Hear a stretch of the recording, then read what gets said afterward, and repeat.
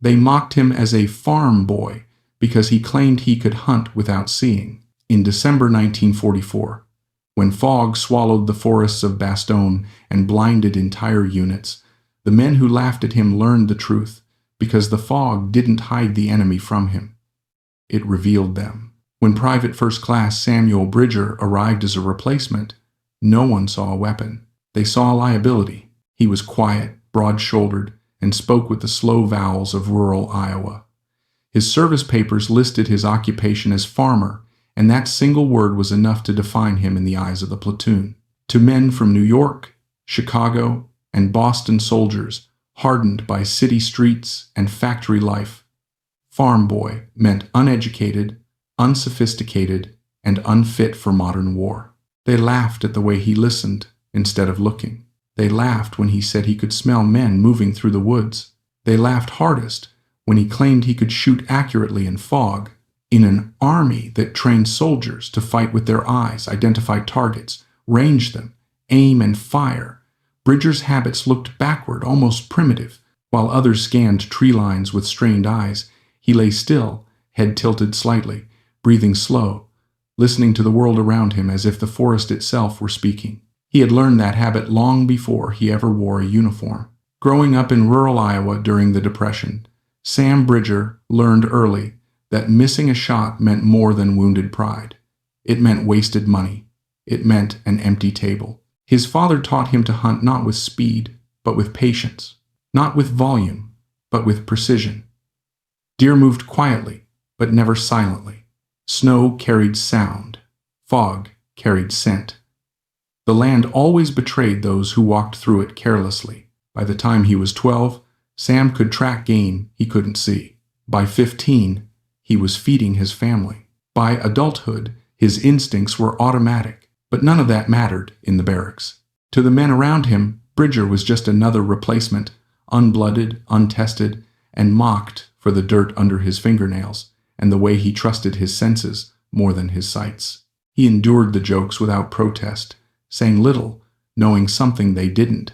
Combat doesn't care where you come from, and it doesn't reward confidence, only capability. In the frozen forests outside Bastogne, that lesson was about to be taught the hard way.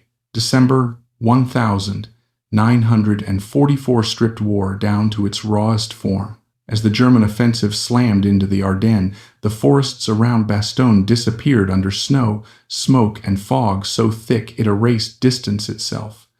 Visibility collapsed to 20, sometimes 10 yards. Men stared into white nothingness, unsure where the enemy ended and the forest began. For most soldiers, training stopped working. They had learned to fight by seeing, spotting movement, reading terrain, identifying silhouettes. But now there were no silhouettes, only shapes, only sound. And sound, in the frozen woods, played tricks on the untrained ear. Footsteps echoed, branches cracked without warning, voices carried and vanished, nerves frayed, fingers tightened on triggers. Entire squads froze, afraid to move and afraid not to. Samuel Bridger did not freeze. Where others strained their eyes, he closed his. He listened the way he had listened as a boy in Iowa fog, not for noise, but for patterns. The rhythm of boots on frozen ground, the unnatural pause of men trying to move quietly, the faint metallic click of rifle parts brushing fabric, even the smell of tobacco drifting against the wind. He heard them long before anyone else did. The first time Bridger warned his platoon sergeant, the reaction was disbelief. How can you know they're there if you can't see them? Bridger didn't argue. He simply gave distances, directions, numbers. Minutes later, German soldiers emerged from the fog exactly where he said they would. From that moment, the laughter stopped, but only briefly. The men still didn't understand how he knew. They only knew that in weather where sight failed completely, Bridger remained calm, still, and deadly aware. When the order came to hold the Bastogne perimeter at all costs, every weakness in training was exposed. Fog became an ally to the Germans and a curse to the Americans, except for one farm boy who had spent his entire life learning to hunt without seeing, and now The fog that blinded everyone else was about to become his greatest weapon. Dawn on December 23rd came without light.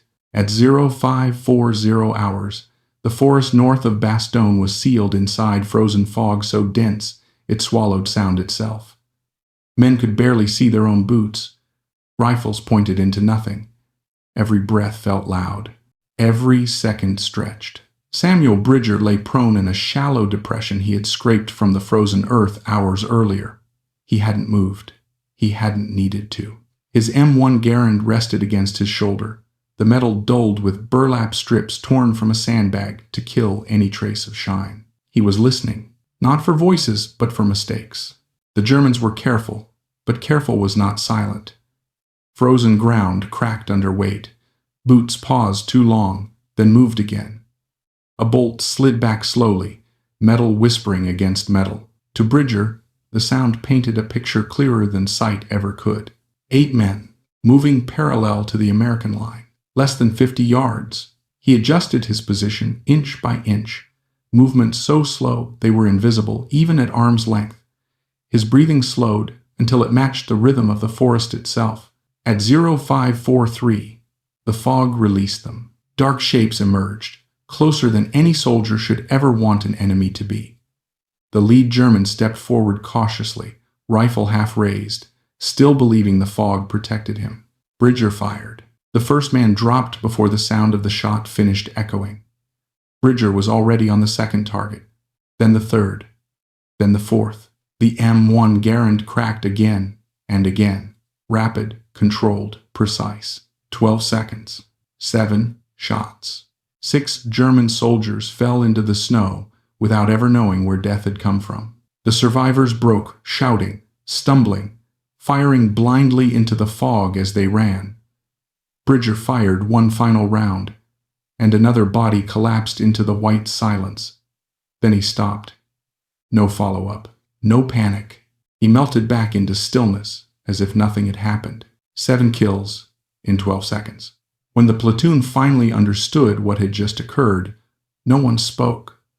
The fog that had terrified them had become a killing ground, controlled by a man they had laughed at for weeks. The farm boy, who claimed he could hunt without seeing, had just proven something far more terrifying. This was not luck. This was not a single moment. It was the beginning. Over the next 10 days, the fog would return again and again, and each time it did, German soldiers would die without ever seeing the man who killed them. By the 4th day of the siege, the Germans had learned something was wrong. Patrols sent into the fog north of Bastogne stopped coming back.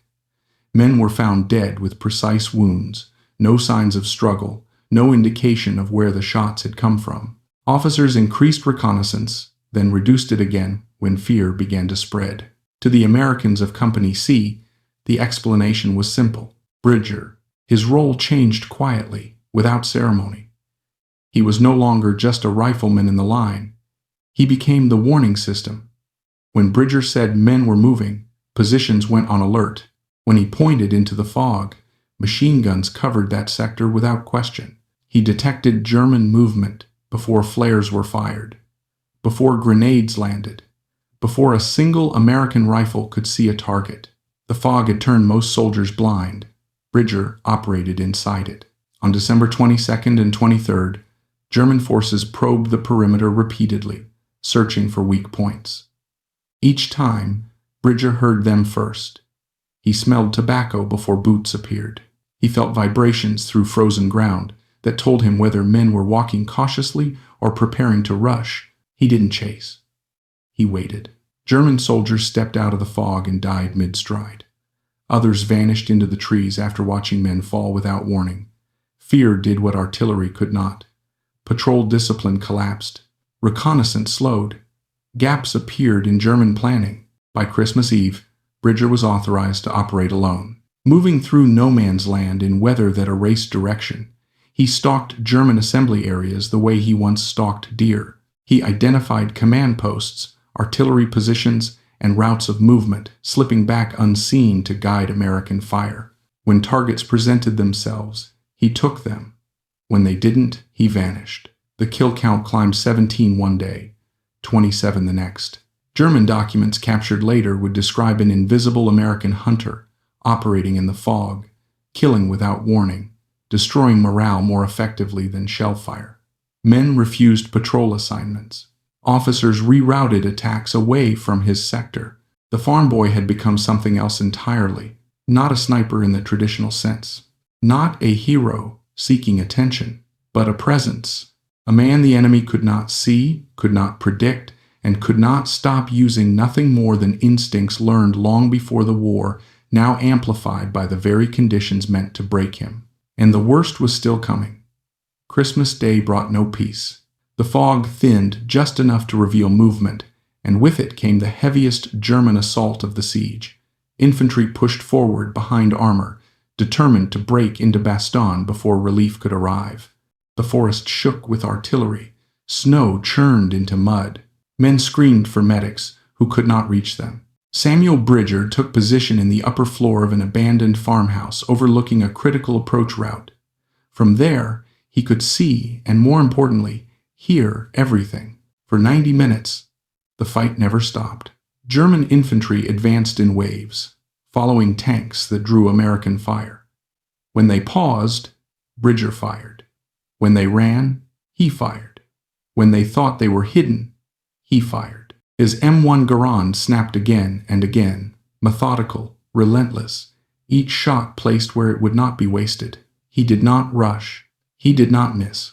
Witnesses would later say it felt unreal, one rifle controlling an entire sector. German attacks stalled, then broke, not under machine gun fire or artillery barrages, but under the steady pressure of a single man who refused to let them move.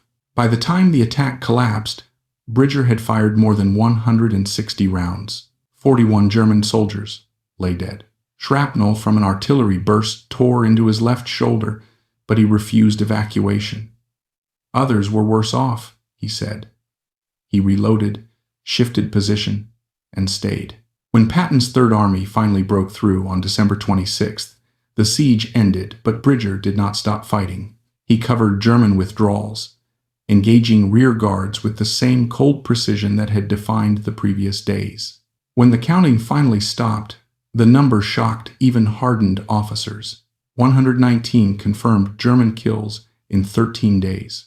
Not from a sniper school, not from advanced optics, not from special weapons, from a farm boy who had learned as a child that survival meant listening when others relied only on sight. The men who had mocked him never laughed again, and the fog, which had terrified entire divisions, would forever be remembered by them as the place where one quiet rifleman turned instinct into devastation and proved that the battlefield does not reward where you come from, only what you can do when everything else fails. Samuel Bridger never celebrated the number. 119 confirmed kills became a line in after-action reports, a statistic historians would debate, and a figure that stunned anyone who heard it. But to Bridger, it was never a tally of victory. It was a record of days he could never forget. He understood something many never do, that being effective in war does not make war noble. The fog that hid him also hid the faces of the men he killed. They were soldiers, like him, shaped by circumstances they did not choose. His skill had ended their lives, but it had also saved the lives of the men who once laughed at him. The mockery disappeared. The respect remained. But Bridger carried the weight quietly long after the guns fell silent. The lesson of Bastogne was never about a farm boy proving himself better than others. It was about how easily people dismiss what they do not understand. Skills born from hardship, poverty, or obscurity often go unnoticed until the moment they become indispensable. In the end, the fog revealed more than enemies. It revealed that strength comes from diversity, that backgrounds shape capabilities, and that the most dangerous man on the battlefield is often the one no one takes seriously until it is far too late.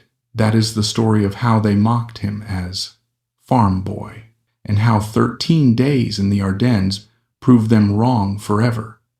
Samuel "Sam" Bridger arrived at the front with nothing that impressed anyone. He was quiet, thin, spoke with a rural Iowa accent that drew smirks from men raised in New York, Chicago, and Boston. His service record listed his occupation as farmer, a word that inside an elite airborne unit might as well have meant slow, uneducated, and replaceable.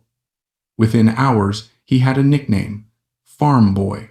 It was never said kindly. To the men around him, Bridger looked like someone out of place in modern war. He didn't talk tactics. He didn't brag about training. He didn't pretend to understand urban jokes or slang. He listened more than he spoke, watched more than he acted, and kept his gear simple and worn. That silence only reinforced the stereotype. Quiet meant stupid. Country meant backward.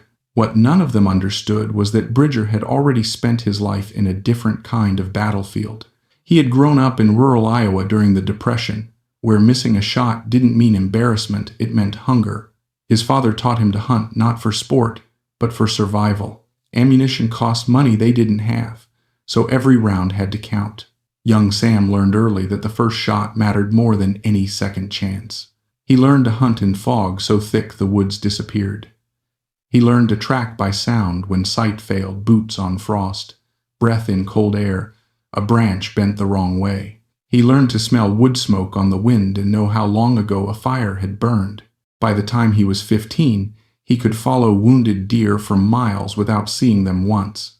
Those skills didn't look like intelligence in a barracks. They didn't fit manuals or classroom instruction. They couldn't be explained in neat sentences. So they were dismissed. In basic training, Bridger rarely spoke unless spoken to. When rifle qualification came, he didn't talk then either, he just shot. And when the targets dropped one after another, instructors noticed something strange. He wasn't calculating windage. He wasn't adjusting carefully. He simply raised the rifle and fired, as if he already knew where the bullet would land. Urban soldiers struggled to understand how. Bridger couldn't explain it himself. He had never learned shooting as theory. He had learned it as instinct, built from thousands of rounds fired in cold mornings when missing meant empty plates. Still, instinct didn't earn respect. Not yet. When Bridger was assigned as a replacement to the unit that would soon be sent to Bastogne, the mockery followed him intact. He hadn't jumped into Normandy. He hadn't fought in Market Garden. He was just another quiet farm kid, filling a hole left by a dead man. No one expected much from him. And in December 1944, as the fog closed in and the snow began to fall, no one yet realized that everything they believed about fighting, about skill, intelligence, and who belonged on the line was about to collapse. By the time the trucks rolled into Bastogne, the jokes had stopped, but not because respect had replaced them. They stopped because fear had. The German offensive had come out of the Ardennes like a hammer, smashing through thin American lines and swallowing entire units before anyone understood what was happening. Bastogne wasn't supposed to be a battlefield. It was a crossroads, a place to pass through. Now it was the hinge holding the front together, and the 101st Airborne was ordered to hold it at all costs. By December 21st, they were surrounded. Snow fell constantly. Temperatures dropped below freezing. Fog hung so thick in the forests that a man could vanish 10 steps away. For soldiers trained to fight by sight, by spotting movement, muzzle flashes, silhouettes, the world had gone blind. Patrols walked into ambushes. Listening posts failed to hear enemy approach until boots were already inside the wire. Tension crept into every foxhole. That was when Samuel Bridger began to notice things no one else did. While others strained their eyes into white nothingness, Bridger lay still and listened. Not just heard, but separated, sound the way a hunter does, distinguishing wind from movement, snow falling from snow being stepped on. He noticed rhythms, patterns, the unnatural pauses of men trying to move quietly. At first, he said nothing. Then, late on December 21st, he leaned toward his squad leader and spoke in a low, flat voice. "They're out there." The response was immediate and irritated. "You can't see anything," the sergeant whispered. "No one can." Bridger shook his head. "Don't need to see them." He described what he was hearing. Boots, compressing frozen ground instead of drifting snow. Metal clicking softly, rifle bolts being eased forward. Too deliberate, too controlled to be animals. He estimated numbers, spacing, direction of travel. He even mentioned the smell, cheap tobacco drifting faintly through the fog. The sergeant stared at him, unconvinced but uneasy. Minutes later, dark shapes materialized exactly where Bridger had said they would. The firefight was brief. The Germans pulled back fast, shaken by resistance they hadn't expected so early. When it was over, the sergeant turned back to Bridger, his expression no longer mocking, but unsettled. "How did you know?" he asked. Bridger shrugged. "Same way I know when deer move through timber back home. Sound, scent, pressure in the ground. Disturbances where nothing should be disturbed." That night, Bridger was quietly repositioned closer to the front of the defensive line. Not officially, not on paper, just closer to where things mattered. The fog grew thicker as the siege tightened, and as visibility vanished, something else became clear. The farm boy wasn't losing effectiveness in the Ardennes winter. He was becoming more dangerous. The story of Samuel Bridger is often reduced to a number: 119 confirmed kills in 13 days. It is a number that shocks, impresses, and invites comparison. But focusing on the number alone misses the deeper truth of what Bastogne revealed. Bridger's story is not about killing efficiently. It is about how war strips away assumptions and exposes the real value of human experience. Before Bastogne, Bridger's background was treated as a weakness. Farm boy was not just a nickname, it was a judgment. It implied backwardness, limited intelligence, and irrelevance in a modern, mechanized war. His rural skills were seen as outdated in an army that valued standardization, doctrine, and formal training. Combat proved how shallow that judgment was. When fog erased sight, the most relied upon sense in infantry training, the battlefield did not become random. It simply rewarded different skills. Soldiers who depended entirely on vision became ineffective. Soldiers who had never needed to listen closely, smell the air, or feel the ground lost awareness.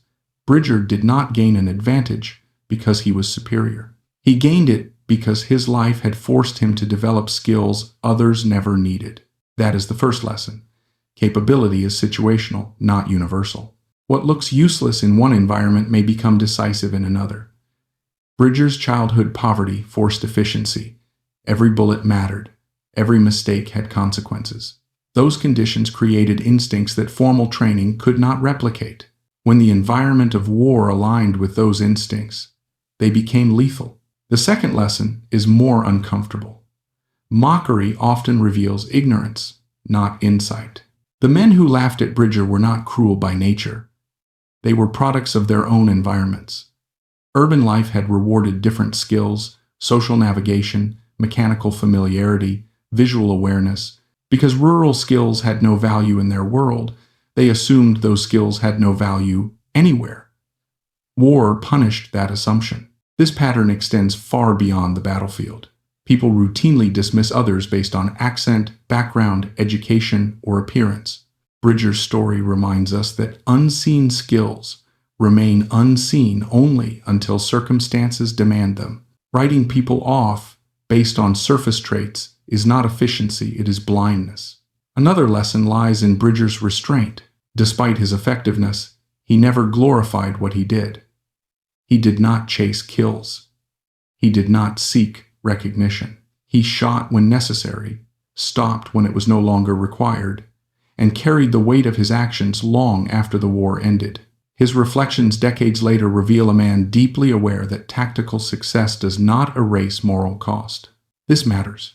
In modern storytelling, especially around war, effectiveness is often mistaken for virtue.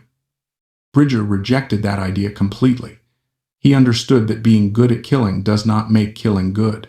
His humility challenges the simplistic narratives that reduce war to heroes and villains, scores and statistics. That leads to the next lesson. Moral clarity can coexist with tactical necessity. Bridger did not deny the necessity of his actions. He also did not celebrate them. He held both truths at once.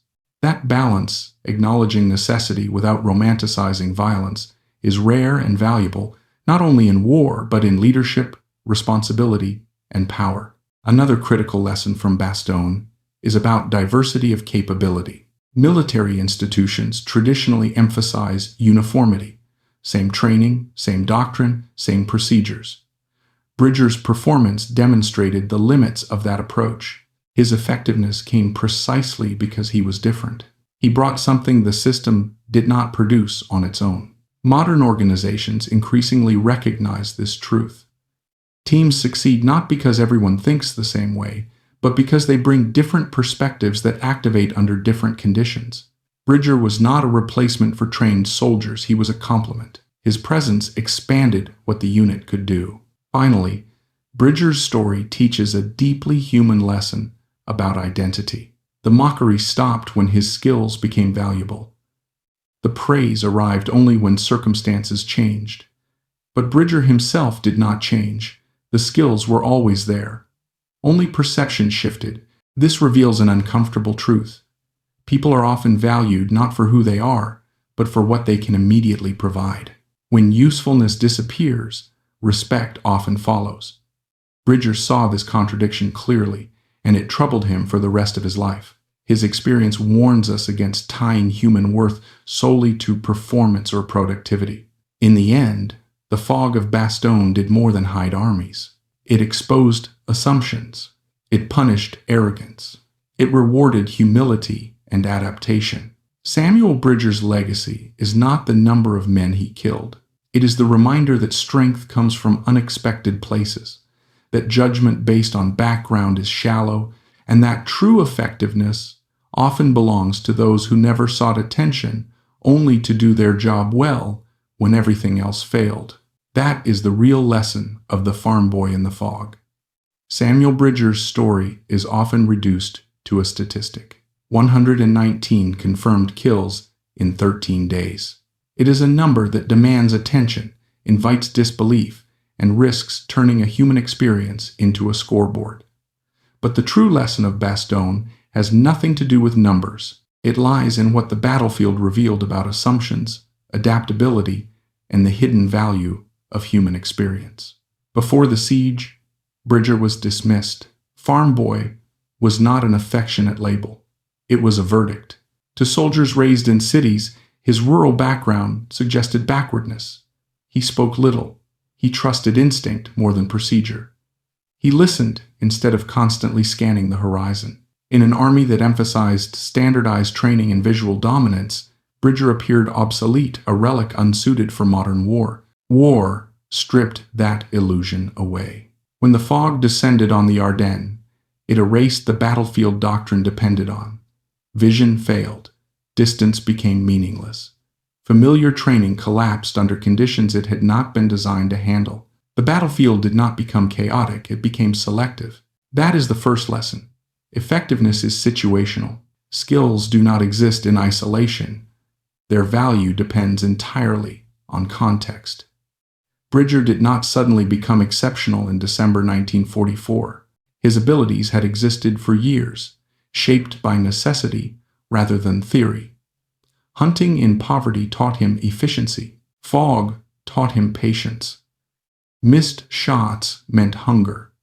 Carelessness meant failure. Those conditions created instincts no training manual could replicate. Formal military training was not wrong, it was incomplete. It prepared soldiers for typical conditions, not extreme ones. Bridger's background filled the gap when doctrine reached its limits. His effectiveness was not superiority. It was alignment between experience and environment. The second lesson is uncomfortable but universal. Mockery is often a substitute for understanding. The men who mocked Bridger were not cruel. They were confident.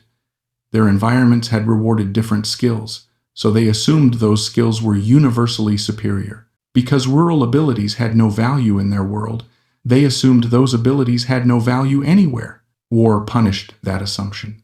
This pattern repeats far beyond the battlefield. In workplaces, institutions, and societies, people are dismissed based on background, accent, education, or appearance. Bridger's story exposes how shallow such judgments are. Unseen capabilities remain invisible only until circumstances demand them. Another critical lesson lies in Bridger's restraint. Despite his extraordinary effectiveness, he never glorified what he did. He did not chase kills. He did not speak of pride. He acted when necessary, stopped when it was no longer required, and carried the weight of his actions for the rest of his life. This matters deeply. Modern war narratives often confuse effectiveness with virtue. Bridger rejected that confusion entirely. He understood that being good at killing does not make killing good. His later reflections reveal a man who accepted military necessity while refusing to romanticize violence. That leads to a vital moral lesson. Tactical success does not erase human cost. Bridger acknowledged that his actions saved American lives. He also acknowledged that they ended German ones. Both truths existed simultaneously. He refused to simplify that reality into heroism alone. This moral clarity, holding necessity and tragedy together, is rare and essential. Another lesson from Bastogne concerns diversity of capability. Military institutions traditionally emphasize uniformity, same drills, same doctrine, same expectations. Bridger's performance demonstrated the limits of that approach. His value came precisely because he was different. He brought skills the system did not produce. Modern organizations increasingly recognize this principle. Teams succeed not because everyone thinks the same way, but because different experiences activate under different conditions. Bridger did not replace trained soldiers, he complemented them. His presence expanded what the unit could do when standard methods failed. There is also a lesson about identity. The mockery stopped only when Bridger's skills became valuable. Respect arrived only when circumstances changed. Bridger himself did not change. His abilities had always been there. Only perception shifted. This reveals an uncomfortable truth. People are often valued only when their usefulness is obvious. When that usefulness disappears, respect often follows. Bridger recognized this contradiction and carried it with him long after the war. His experience warns against tying human worth solely to immediate performance or visible success. Finally, Bastogne teaches a lesson about humility before environment. The fog did not care who was educated, confident, or proud. It rewarded those who adapted and punished those who assumed the world would conform to their expectations. Bridger survived not because he dominated the environment, but because he listened to it. That lesson extends beyond war. Life rarely unfolds under ideal conditions. Plans fail, assumptions collapse. Those who endure are often not the strongest or the loudest, but the ones willing to adjust how they perceive the world. Awareness, adaptability, and humility matter more than rigid confidence. In the end, the fog of Bastogne did more than hide armies. It exposed arrogance. It punished certainty. It revealed quiet competence. Samuel Bridger's legacy is not the number of men he killed. It is the reminder that value often comes from unexpected places, that judgment based on background is shallow, and that true effectiveness often belongs to those who never sought recognition only to do what was required when everything else failed. That is the real lesson of the farm boy in the fog. Samuel Bridger's story is often summarized by a single figure, 119. It is a number that shocks, demands attention, and tempts simplification. Numbers are easy to remember. They feel precise, objective, and complete. But war is never complete when reduced to numbers. Behind every statistic is a human decision, a human consequence, and a truth that cannot be measured. The real lesson of Bastogne does not lie in how many men Samuel Bridger killed. It lies in what his experience revealed about human judgment, adaptability, and the hidden value of backgrounds that are too easily dismissed. Before the siege, Bridger was not seen as dangerous or exceptional. He was tolerated, mocked, labeled. Farm Boy was not a harmless nickname. It was a verdict passed by men who believed modern war belonged to modern minds. To them, rural life meant simplicity, backwardness, and irrelevance. Bridger's silence reinforced the stereotype. His instincts seemed unscientific. His reliance on sound and scent felt primitive in an army trained to fight through sight, optics, and standardized procedures. War exposed the fragility of that belief. When fog rolled into the Ardennes, it erased the battlefield doctrine depended on. Vision failed. Distances collapsed. Familiar training lost reliability. Soldiers who had been confident minutes earlier became uncertain. The environment did not become chaotic, it became selective. That is the first lesson. Effectiveness is situational, not absolute. Skills do not exist in a vacuum. Their value is determined by circumstance. Bridger did not suddenly become exceptional in December 1944. His abilities had existed for decades, shaped by necessity rather than instruction. Poverty had forced precision. Hunting had demanded patience. Fog had trained awareness beyond sight. Formal military training had not failed, it had reached its limits. It was designed for typical conditions, not extreme ones. Bridger's background filled the gap where doctrine stopped.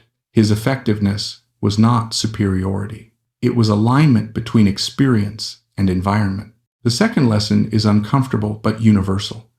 Mockery often replaces understanding. The men who mocked Bridger were not evil or malicious. They were confident in what had worked for them. Their environments had rewarded different skills, so they assumed those skills were universally superior. Because rural abilities had no value in their lives, they assumed those abilities had no value anywhere. War punished that assumption. This pattern repeats far beyond the battlefield. In workplaces, institutions, and societies, people are judged by accent, education, background, or appearance. Bridger's story demonstrates how shallow those judgments are. Unseen capabilities remain invisible only until circumstances demand them. Dismissing people based on surface traits is not efficiency, it is blindness. Another lesson lies in Bridger's restraint. Despite his extraordinary effectiveness, he never celebrated what he did.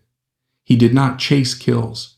He did not treat combat as competition. He fired when necessary, stopped when it was no longer required, and carried the weight of his actions long after the war ended. This matters. Modern storytelling often confuses effectiveness with virtue. Bridger rejected that confusion entirely. He understood that being good at killing does not make killing good.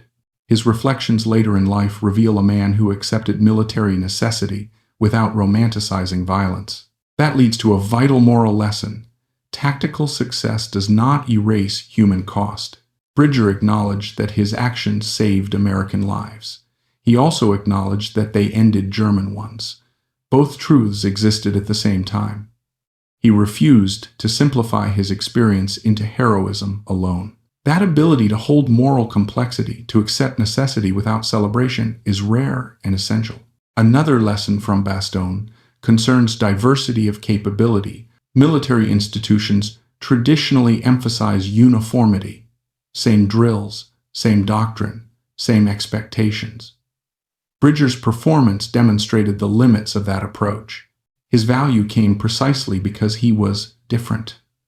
He brought skills the system did not create. Modern organizations increasingly recognize this principle. Teams do not succeed because everyone thinks the same way, but because different experiences activate under different conditions. Bridger did not replace trained soldiers, he complemented them. His presence expanded what the unit could do when standard methods failed. There is also a lesson about identity. The mockery stopped only when Bridger's skills became valuable. Respect arrived only when circumstances changed. Bridger himself did not change. His abilities were always there. Only perception shifted. This reveals an uncomfortable truth. People are often valued only when their usefulness becomes obvious. When that usefulness fades, respect often fades with it.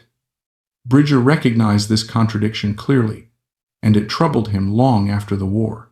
His experience warns against tying human worth solely to performance, productivity, or immediate relevance. Finally, Bastogne teaches a lesson about humility before environment. The fog did not care who was educated, confident, or proud. It rewarded those who adapted and punished those who assumed the world would conform to their expectations. Bridger survived not because he dominated the environment, but because he listened to it. That lesson extends beyond war. Life rarely unfolds under ideal conditions. Plans fail. Assumptions collapse. Those who endure are often not the strongest or the loudest, but the ones willing to adjust how they perceive the world. Awareness, adaptability, and humility matter more than rigid confidence. In the end, the fog of Bastogne did more than hide armies. It exposed arrogance. It punished certainty. It revealed quiet competence. Samuel Bridger's legacy is not the number of men he killed. It is the reminder that value often comes from unexpected places, that judgment based on background is shallow, and that true effectiveness often belongs to those who never sought recognition only to do what was required when everything else failed. That is the real lesson of the farm boy in the fog. And that is the part most war stories leave out.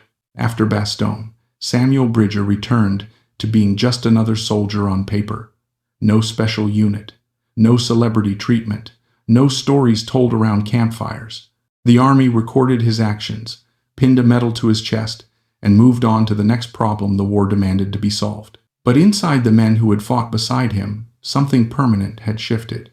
They had seen a belief collapse in real time, the belief that intelligence looks a certain way, that skill comes from formal training alone, that backgrounds can be ranked from useful to useless. Bastogne proved that assumption wrong in blood and snow. What saved them wasn't doctrine. It wasn't equipment. It wasn't modernity. It was a man shaped by necessity. A boy who learned to listen because seeing wasn't always possible. A hunter who learned patience because rushing meant starvation. A farm kid who learned restraint because every bullet mattered. War didn't create those skills. It merely revealed them. And that is the uncomfortable truth. Bridger himself never escaped. The world only values certain abilities when disaster makes them unavoidable. Before the fog, he was mocked. Inside the fog, he was indispensable. After the fog lifted, the world returned to judging by appearances again. Bastogne taught a lesson far larger than one man's kill count. That when systems fail, when technology falters, when visibility disappears, what matters most is not where you came from, but what you learned when no one was watching. Samuel Bridger didn't become dangerous because he went to war. He was dangerous long before it, because life had already trained him for the moment everyone else was unprepared to face. Courage is what remains after fear has taken everything else. The battle for Paco Station did not conclude with the fall of its walls, nor with the silence that followed the last grenade. It ended in something far quieter, far heaviest, a kind of mourning disguised as victory. What happened inside that shattered railway terminal was not simply a triumph of courage over fear. It was a reminder that some victories are won only by cutting pieces off one's soul. In the smoke and dust of Manila, amidst, Cleto Rodriguez walked back toward American lines alone. The machine gun he carried had grown silent. The adrenaline that had carried him through 2.5 hours of violence had drained away, leaving only the tremor of someone who had done what needed to be done, not what any human heart was designed to endure. Behind him, in the ruins of that concrete fortress, lay the bodies of 82 enemies, men he had never spoken soldiers to, never known, never hated.